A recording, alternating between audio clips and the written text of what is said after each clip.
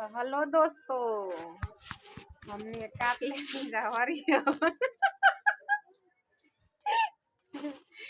देवरान जेठान आई रही जा काटे हरियर आ काट ले ले जा आ देख लिए धर तरी हरियर हरियर धर तरी आ धई के अब जाई जा घरे। का करी जब भैया बहनी अपन अपन काम तो सबके करे के पड़ेला, वैसे ही हमनियो का अपन काम करत जा।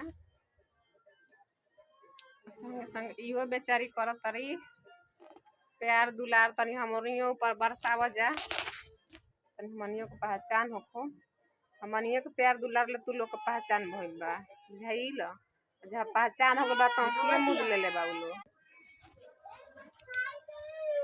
दोस्तों, गाय वाला सच में झूठ गइले बा कि रानी के सपना देखा के नौकरानी बना के रखल। ई बात सही है बा, सही में नौकरानी बन के हमने के ससुराल में बन जा।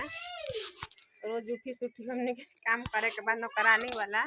बाकी सैलरी एको रुपया नहीं छे, एगो फूटल कौड़ी ना, खाली बनावा आ पेट में खा बस।